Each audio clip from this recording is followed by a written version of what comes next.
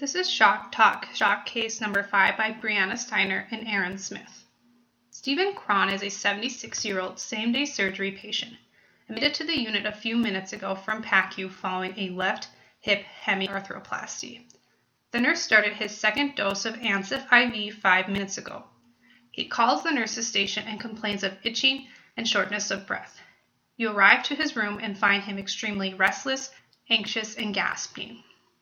Vitals and pertinent physical exam findings include a temperature of 100 degrees Fahrenheit, a pulse of 130, respiratory rate of 40, blood pressure of 60 with a Doppler. The patient is anxious and extremely restless.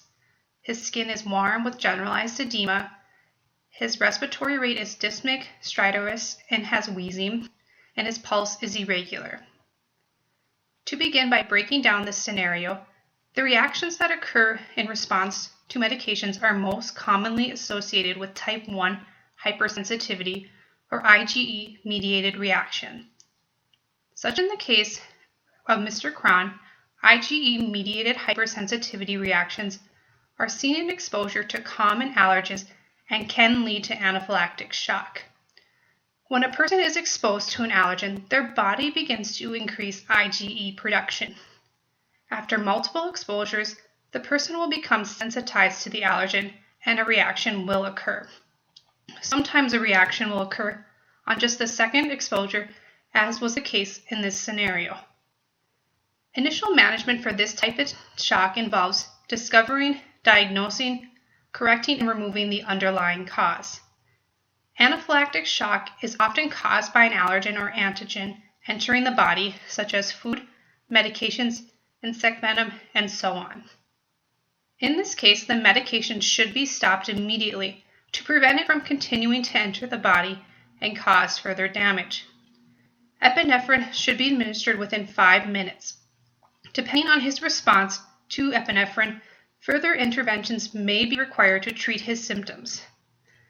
Additionally, pertinent lab tests for Mr. Cron to be completed would be a CBC, a BMP, chest X-ray, and an EKG. Moreover, there are 3 stages of shock: pre-shock, shock, and end organ dysfunction. This patient is currently experiencing stage 2, shock. This occurs when the mechanisms become overwhelmed and the patient begins progressing to end organ dysfunction.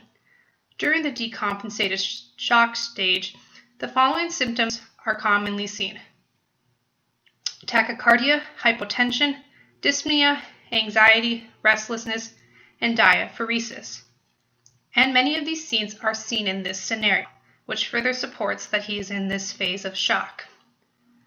Additionally, most forms of shock are associated with vasodilation, peripheral edema, relative hypovolemia, systemic inflammation, which can lead to low blood pressure, bronchoconstriction, and decreased tissue perfusion. Treatment begins by removing or correcting the antigen or allergen that has entered the body.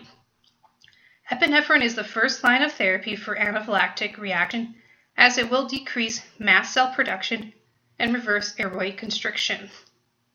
Vasodilation and increased vascular permeability can lead to peripheral edema and hypotension, which is treated by administering IV fluids such as normal saline or LR.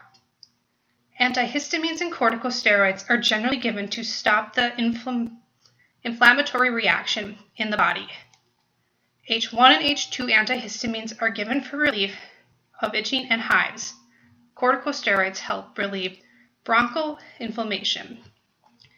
Lastly, inhaled bronchodilators may also be given, and if his symptoms do not improve with these medications, intubation will need to be considered.